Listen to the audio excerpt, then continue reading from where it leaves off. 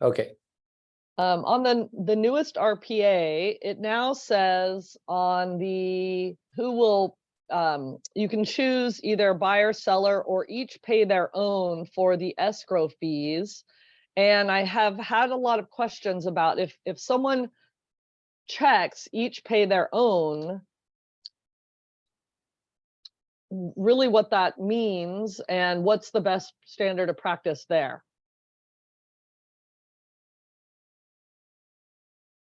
Well, I would imagine I don't have that situation. I haven't had that situation come up, but Okay. I guess is you would split them 50-50.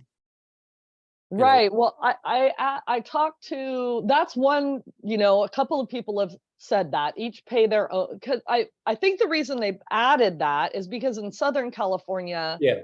they actually have clear, okay, here's buyer's escrow fees, here's seller escrow fees. But up here, it was kind of standard that buyers would pay the escrow fees. Right. But I talked to a couple different escrow officers, and they said, well, there's not really all the fees are buyer here. And so by saying each pay their own fees, I don't know, I just would, that it actually, they are all the buyer's fees. But so I think it's just a little confusing here. So. Was that in the 623 release that they changed that? Whatever either the most recent.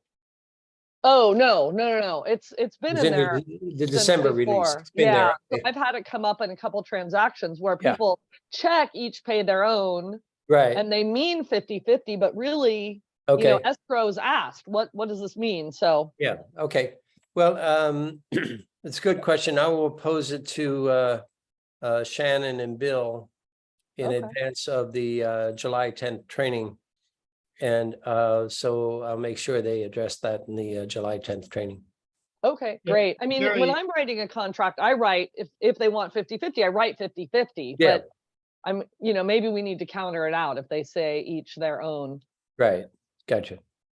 Gary, it seems like the title company would need to define that because it's saying each pays their own. Well, these are title and escrow fees. It seems like the title company would need to define it. Yeah, I think what Heather's saying is that in Southern California, those fees are traditionally separated. And the title companies and the escrow companies can divvy up what are buyer's fees versus seller's fees. But she's getting feedback from the title officers and escrow officers here in Northern California that really all the escrow fees relate to the buyers. So there wouldn't be your own, which is the language in the RPA, pay their own fees because the seller would have none. I think the problem is that there's the customary protocol here, which we are all kind of expecting, but I don't think it's defined anywhere. So the title company is probably reluctant to define it other than, well, it's just custom. Right. Yeah. Right. Yeah. So I think you're right on. And maybe that language either needs clarity, that shall be split in this percentage in the future, or like you say, if you get that, you make it specific. And you counter it out at 50-50 or whatever the intention is. Okay, we'll get Bill and Shannon to address that on July 10th. Thank you for bringing it up. Okay, so we got this forms release on June 23rd. I'm going to share this thing here. This is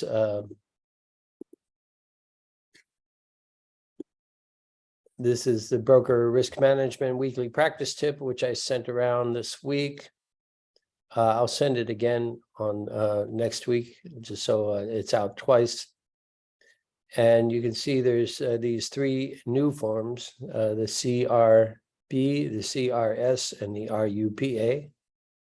And then there's a bunch of revised forms. So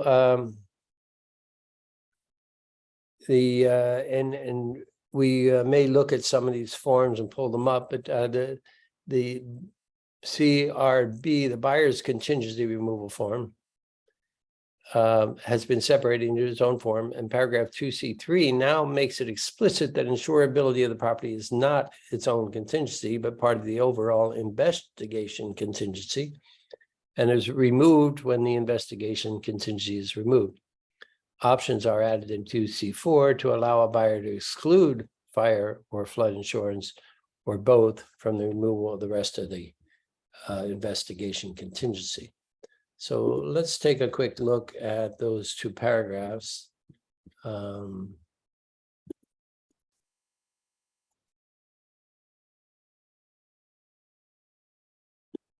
Okay. Heather, can we see the buyer contingency removal form? Yes. Okay, thanks. Okay, so 2C3 now says all buyer investigations, including insurability, other than the physical attributes. So this would be when you're removing under 2, your buyer is removing only the following individually checked buyer contingencies. Or the 4, which was changed, you could check entire buyer's investigation contingency except fire insurance, flood insurance, or other. So this is where this is modified, and it has to do with primarily with insurance. So the rest of the form, I believe, is the same. It's just to make clear that insurance is part of the investigations, and if you remove all buyer investigations, you're removing the insurance as a contingency. Okay. Any questions on that? Okay. So the same on the let's go back to our broker risk management. The seller's contingency removal form has been separated in its own form and identifies the seller's contingencies being removed, including the SPRP and other. What is the SPRP? Oh, well, it's not coming to mind real quick, but and then the RUPA is a new form to be used with either a commercial purchase agreement or a vacant land purchase agreement. And it addresses the residential aspects of mixed use property that are primarily commercial. And we have this sometimes where it's commercial property with residential units attached to it, and so forth and so on. So this addendum in the purchase agreement to the CPA or the VLPA would address the residential nature. We often get questions about, well, does this property need a TDS? And this purchase, let's just take a look at that and see if it talks about the TDS, because that's one of the major, oops, not that one, that one.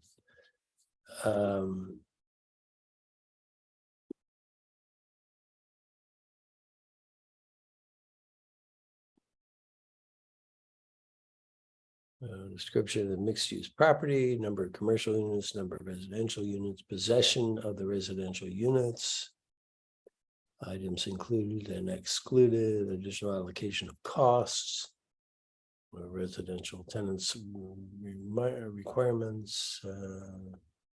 Okay, I don't see that it addresses the TDS per se.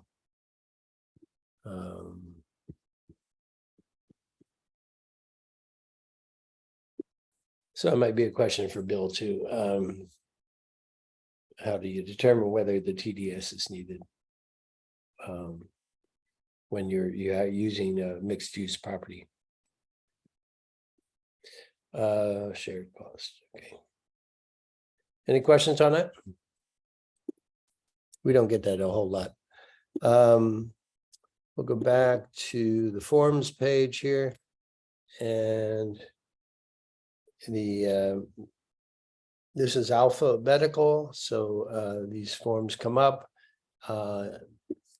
The assignment of agreement amendment has now been changed from an amendment to an amendment from an addendum because it's coming after the fact. So that was just a nomenclature.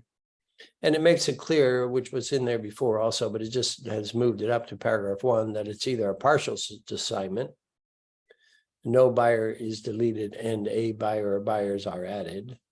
A total assignment, all buyers are deleted and new buyers are added, or another assignment, at least one buyer remains in the contract and one or more buyers leave and a new buyer is added.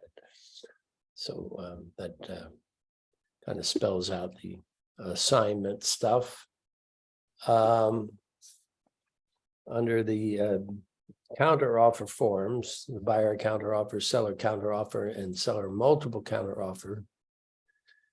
There's now a clause in there addressing the appraisal gap, which is good because that was never really clearly addressed before. So let's go look at that form.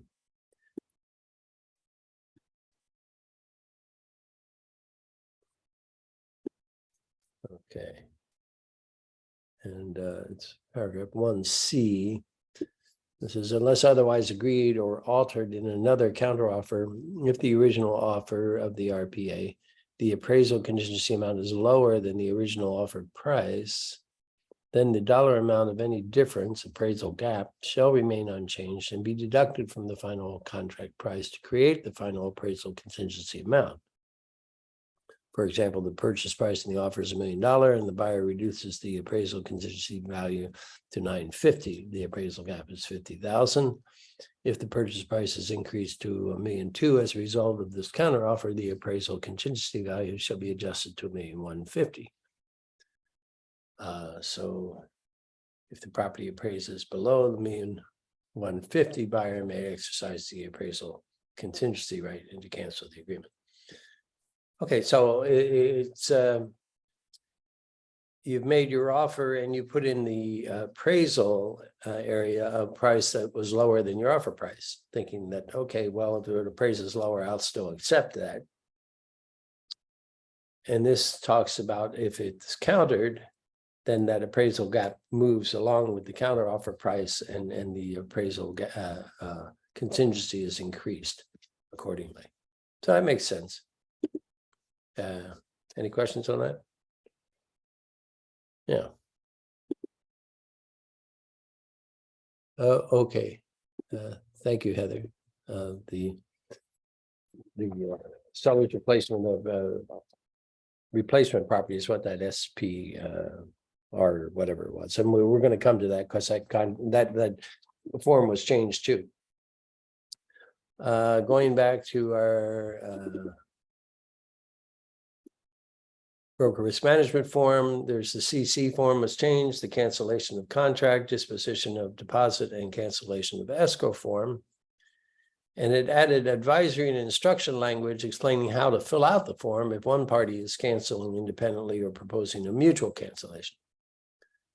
And paragraph 2 on page 2 addresses the disposition of the deposit, cancellation of escrow, and release language. So that sounds like it was done for clarity.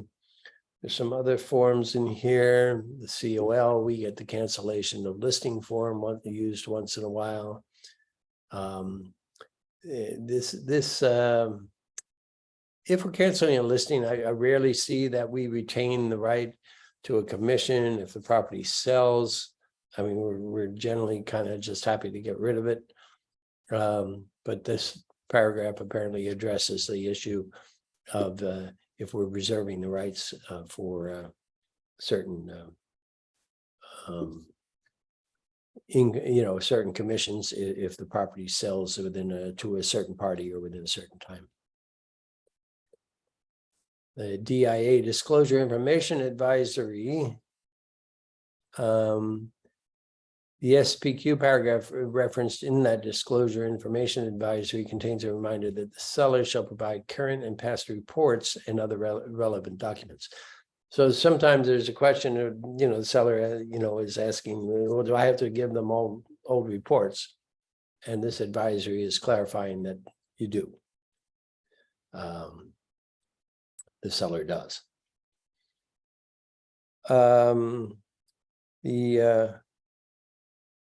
The manufactured home addendum, which we use in all our, whenever we have a manufactured home, so it gets used quite often.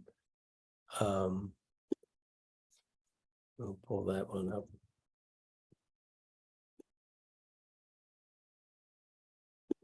And it now says in paragraph 8 that resident application and park rules for property located in rented land.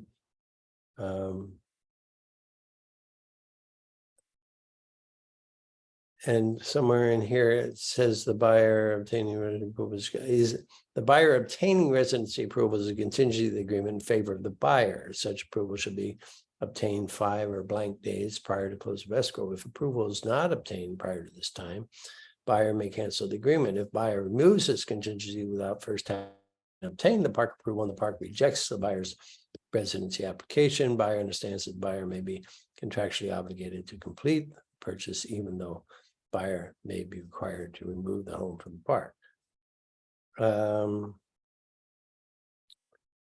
Or seller may cancel. So I guess this paragraph 8A, buyer's approval of the lease or rental agreement contingency within time for the buyer. So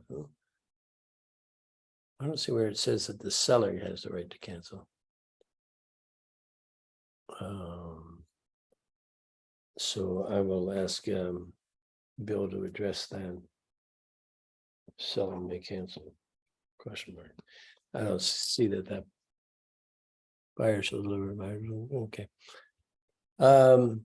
Yeah, so we know we've covered in the past couple of weeks cases where the buyer hasn't been able to get park approval, even though they've applied in a timely manner, and the prior addendum wasn't clear on the right to cancel and that it was a contingency. So now that's taken care of.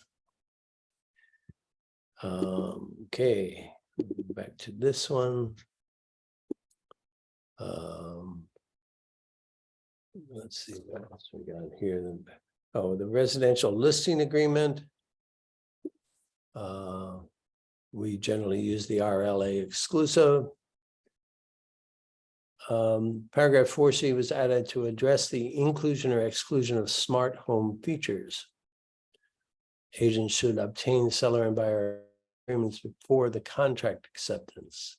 Paragraph 10B was added to address the presentation of offers, defaulting in 10B1 to offers to be presented as they are submitted, and giving the seller the option, paragraph 10.2, of holding offers for a specific date.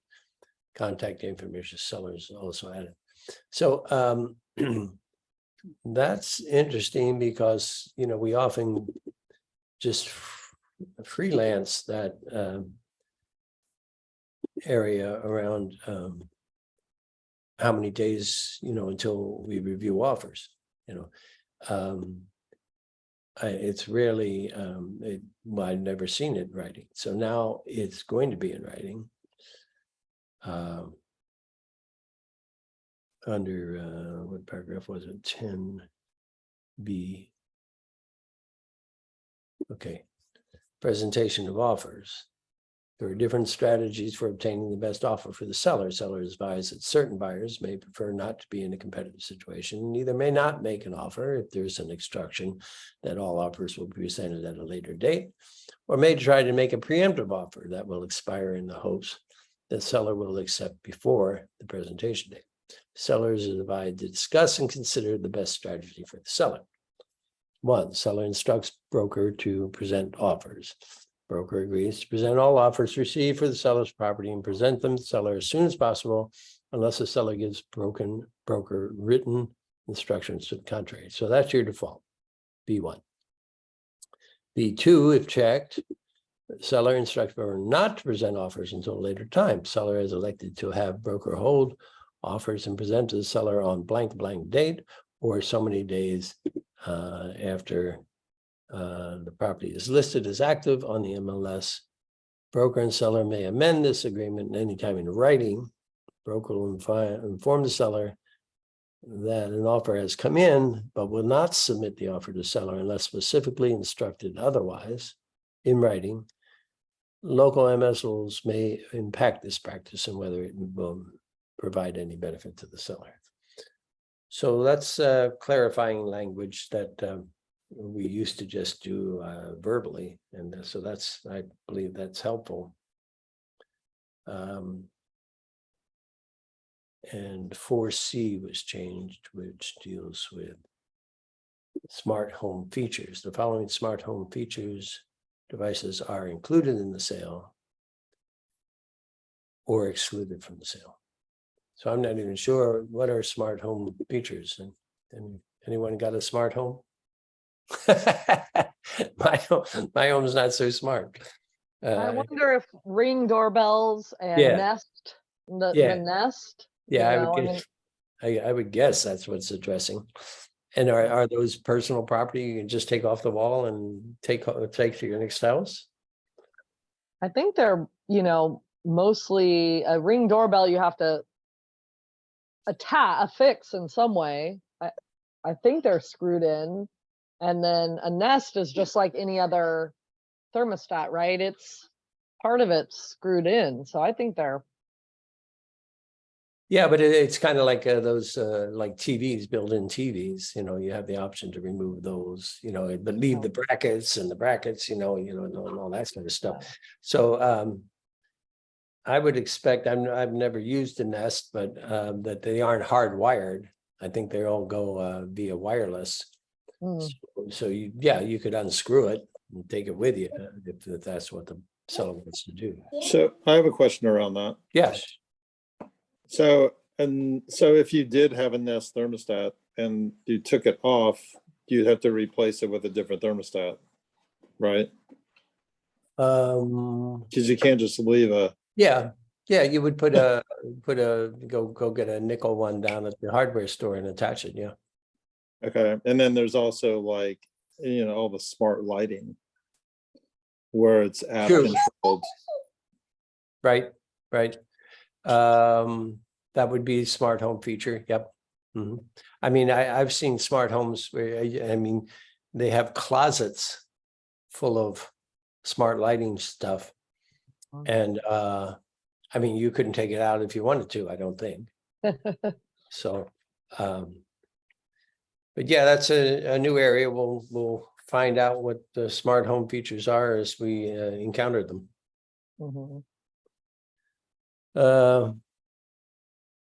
Yeah, Nicole says she's always treated that as personal property unless the seller chooses not to remove it.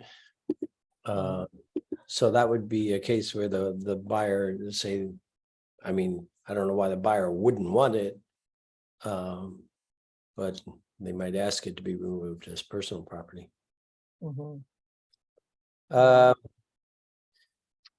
Now, did any of you watch the Jeremy's presentation on Monday? I think it was at Norbar. I think you were on, weren't you, Eric?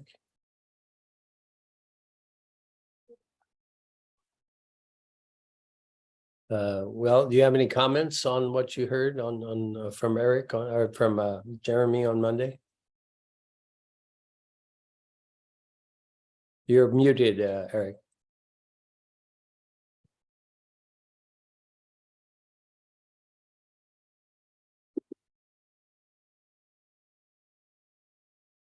Okay, well, Eric's still trying to unmute himself, perhaps. Bernadette says it was all very new information. And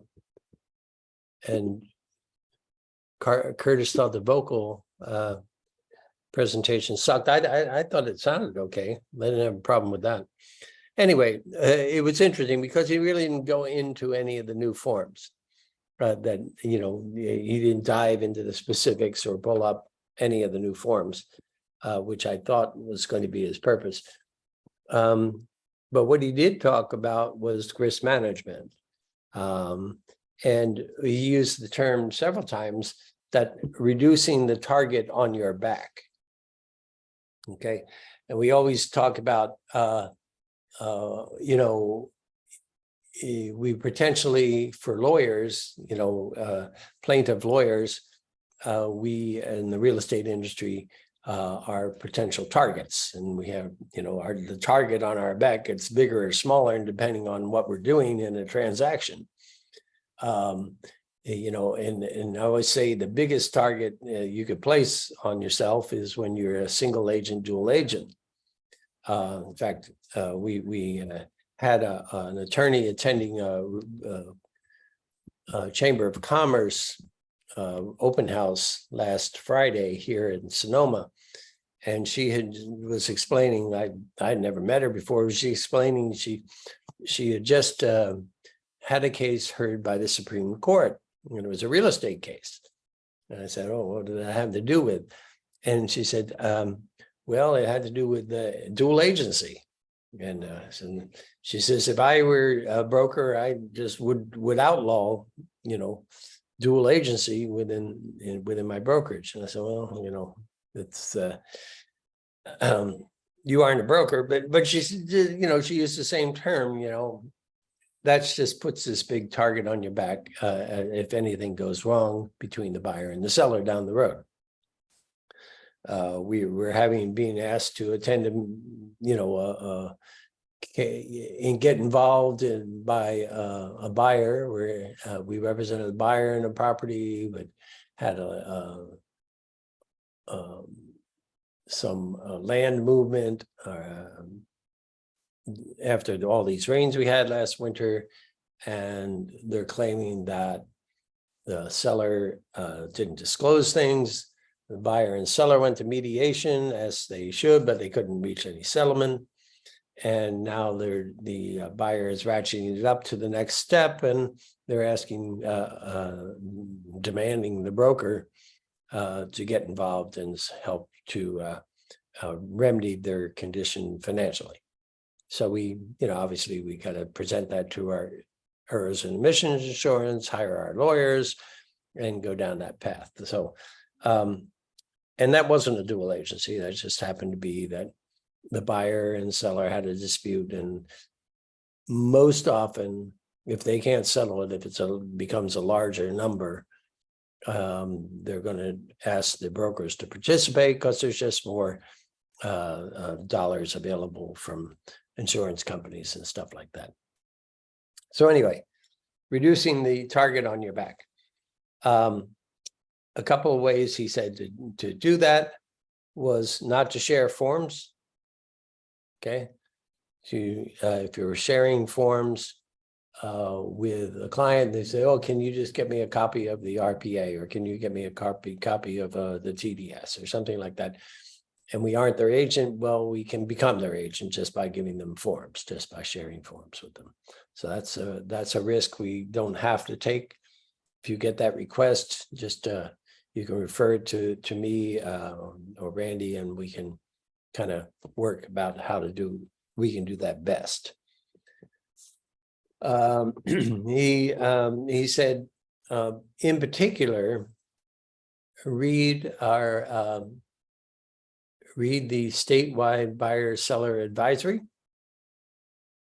and the North Bay, in our case, the Sonoma County advisory, or the Napa County advisory, or the Mendocino County advisory, or the Humboldt County advisory, depending on where you are and operating. We all have them. And because they are full of disclosure items. And so if you haven't read the state seller buyers, the CAR seller buyers agreement, he and I are encouraging you to do so. And if you haven't read it recently, they get amended from time to time. This one was amended, this one has just been amended now in June of 23. So pick this up and read it, because all our buyers and all our sellers are given this. You can see it covers 70 paragraphs of stuff, and is how many pages long? 15 pages long.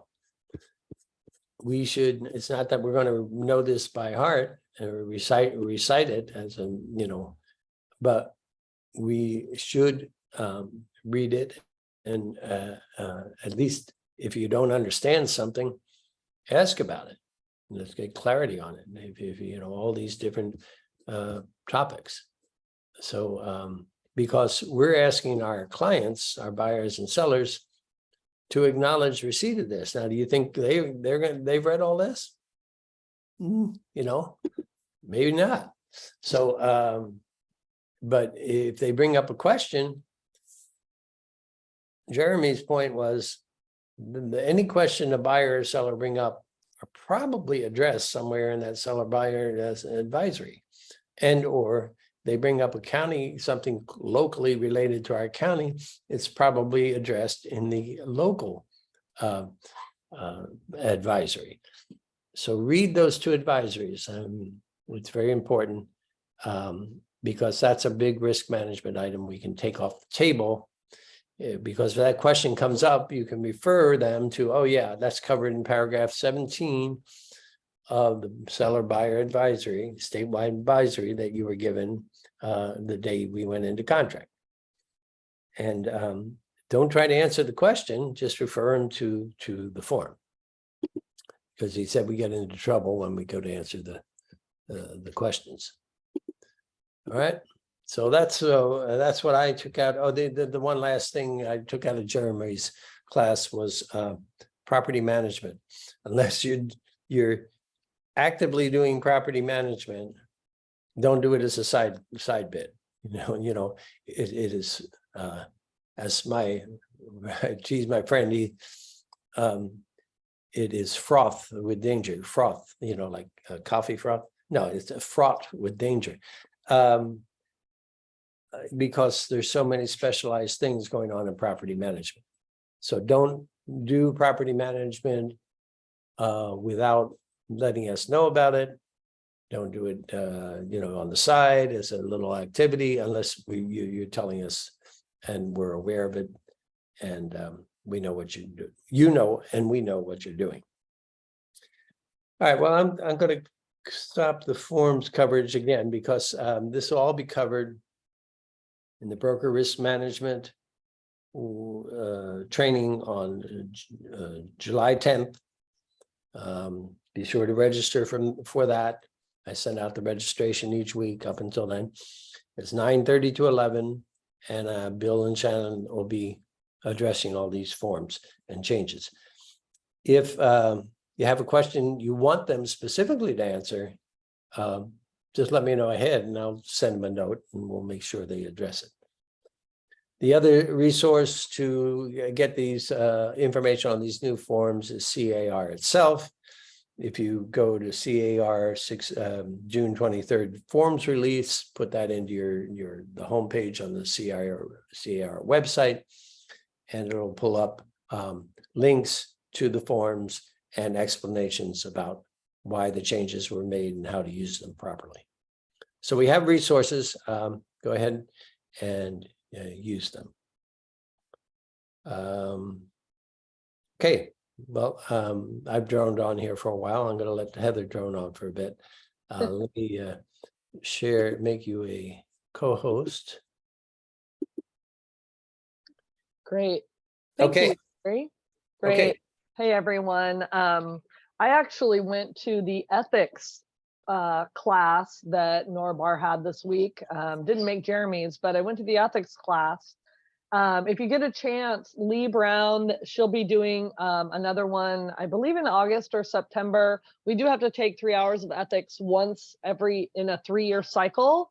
We're early on in the 3-year cycle, so you have plenty of time, but it's, you know, if you're a little slow right now, it's a great idea to go ahead and get it out. And she is really good. One of the things that when Gary was just talking about reducing that target on our back, that she had an idea that I thought was great. You know, we always have a concern that our clients are not really reading documents when we send them digitally to be signed digitally. You know I've had people, they're like, oh yeah, I'm in the car, and I know they've signed them on their phone, and they you know, they come back to me in like a minute. I know they haven't signed them, right? And so what she suggests is, if you're not sitting down you know, going over them with your clients, that she suggests that you email them the whatever the forms are separately first, so, and ask them to review them. So then when they get the digital signature, they're if they do go through and just go click, click, click, click, you've already, you know, given them the document in a form that they can go through at their leisure and read. And that's just a way, I think, to kind of, again, reduce that target on our back. I've been doing that recently, and I think people really like it as well. They have a copy of it. They can go through it, you know, when you're in the digital program, signing program, it just zooms you up right up. So like if you're signing that statewide disclosure, I mean, what is it, 18 pages, something like that, it just goes right to the bottom of it. So it's very unlikely they're actually going to look through it all. So I highly recommend emailing it to them before you send it to them for signatures. So just a little tip I got reminded of this week. What I thought I'd go over today is the just a reminder on templates. Let me see if I can, I'm going to share my screen and hopefully, okay. Can you guys all see I'm on the Zip Forms dashboard? Can you guys all see that? Give me a thumbs up. Yes.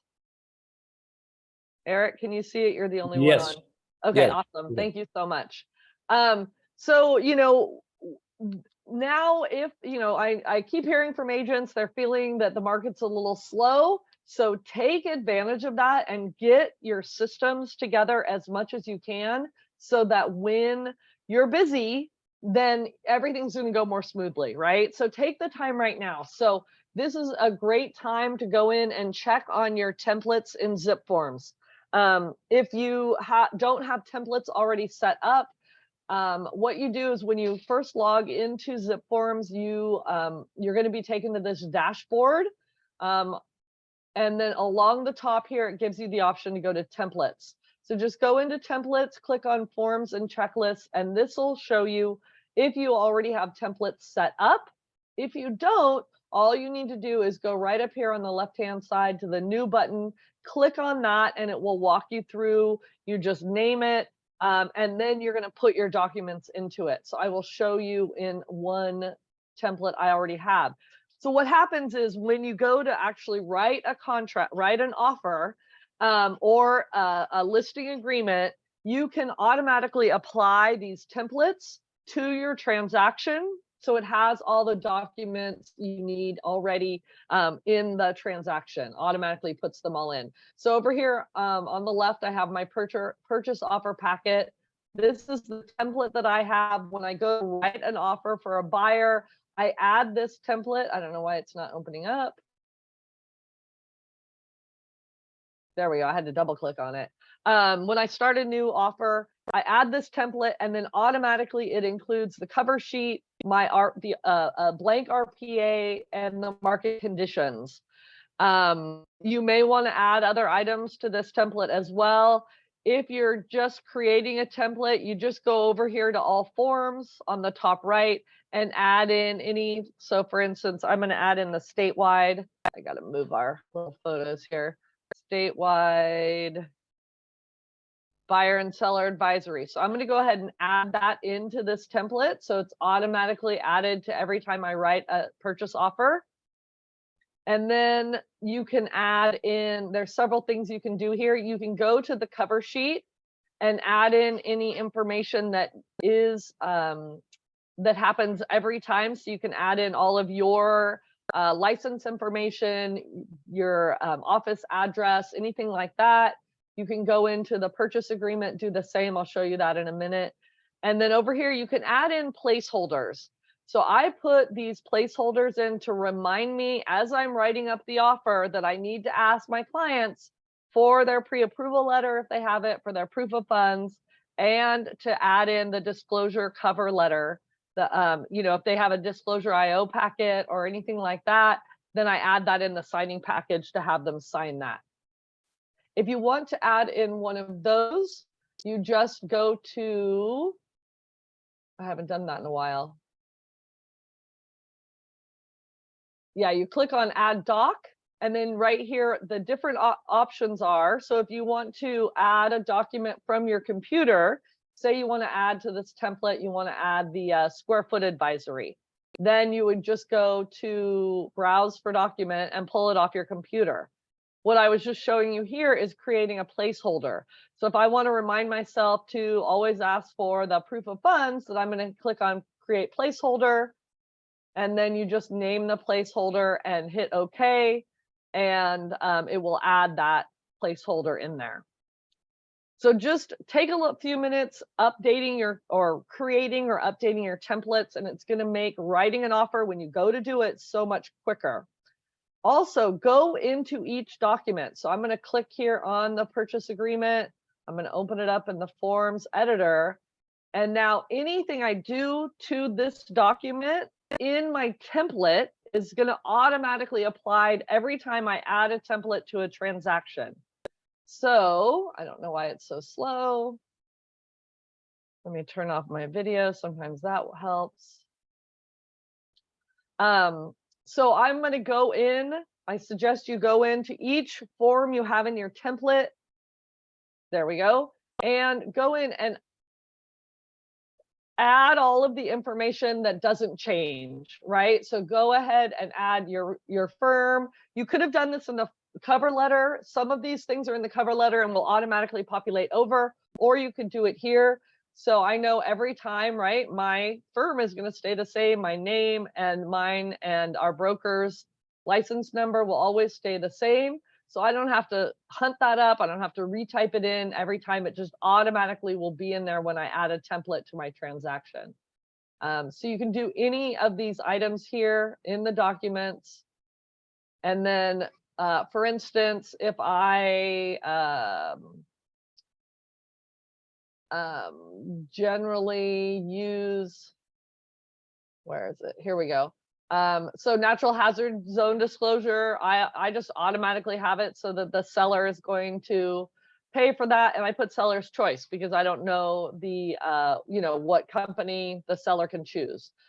Smoke alarms, I have clicked here that the seller is going to pay for those. So go through and think about those items. The buyer, I pretty much always have pay their own title insurance. Here's the escrow fee. If it's pretty standard here, the buyer pays the escrow fee, and then you can go ahead. If you have a normal escrow holder, now I might not fill this out for my buyer because we often will do what the seller has already opened up escrow preliminary, but you could, if you like to try to always use the same one, you can put that in here. County transfer tax, very often standard by seller, right? So you can just go through here and determine anything that you always like, you most often use. And then, oh, it just made it really big. Just make sure at the very top here, once you've got it the way you want it, click save, so that it's going to save all those changes in the template. And then once the template is applied to a transaction, it's already in there. Makes it really quick and easy. I know, I have before heard my client decides to write an offer and it's due, very quickly. So the more you can have in there automatically set up, the more that if you're ever in a hurry, then it's going to be done correctly. And that's what you really want to make sure. And it makes it easier. So yeah, that's what I was going to go over. Any questions about templates? Yeah, I have a question, Heather. Yeah. Could you back out to, let's say you're going to open a new transaction, Okay. and when does it prompt you? You hit new, and you're Hmm. going to start setting it up, and then when does Yep. it prompt you to apply the template? right away. So I just click new. Here's new Right. purchase offer. Right, And right here, it's going to say, okay. right here at the bottom, you can Yeah, on that select a form. template. Okay, very good. Now, when you set up the template, you can have it automatically apply where you don't even have to do this piece, Yeah, or you can go in and do it each time. right, So that is an option. okay, Yeah, but great, yeah, it asks you right here. good, thank you. Yeah, you bet. Any other questions? I can show you guys on there. Let's see, go to offer package. And I don't remember where to make it automatic. I think when you actually set up the new template is when it asks you if you want it to be automatically applied or not. So if you click automatically applied, then every time you do a new offer, this template will automatically go in. The way I have it set up is with a new listing, I just have it be the basic listing agreement, and then later I add the seller disclosure package. So I have the listing automatically apply, and then later I go in and add my seller disclosure package. That's just the way I manage it, but then I don't have it automatically apply that. So yeah. Any questions, anybody? Just take your time, take a little time in the next couple weeks. If you're not super busy, just go in and check on your, I went in, I deleted a few today, I organized stuff. You can arrange the layout here. You can also change it just to a list. Up here on the top right, it goes from the way I just add it to this list format, depending on what you like. Great, thank you. These bet. these big letters, these R's and the MH and V. I guess if you opened up you've used a CLA, it would probably be a C. They're just to help identify what type of Yes. Yep. template it is. Yeah. Mhm, okay. Yep, exactly. So typical residential, manufactured home, and vacant Yeah. land. Right. Yep. Gotcha. Yeah, that's kind of a new thing. Yeah. Always trying to make it visually easy. Exactly. Okay, that. if you'll close that screen, we can Oh, yeah. see if there's any other questions or comments. Question Anna asked if our TCs could send the PDF of the forms out before they ask the clients to sign them, as Heather's suggesting. And I'll take that up with Katie, our head TC, and see if it's more like a two-step process, but it would provide us with an extra layer of risk management that could be helpful. Okay, we'll see if that's too cumbersome for the TCs, or we could use that as a policy. Any other questions? Bernadette, did you close your transaction? Where'd Bernadette go? She escaped.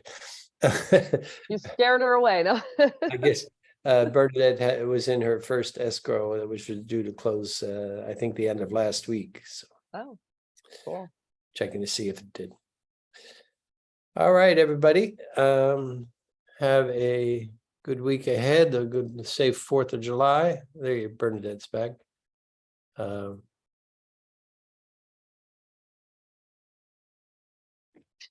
Sorry, I'm doing some door knocking right now.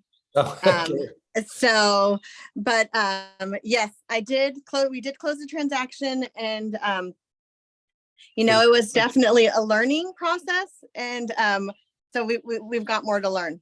Well, congratulations on getting through the closing, and hopefully your client is happy and all is well.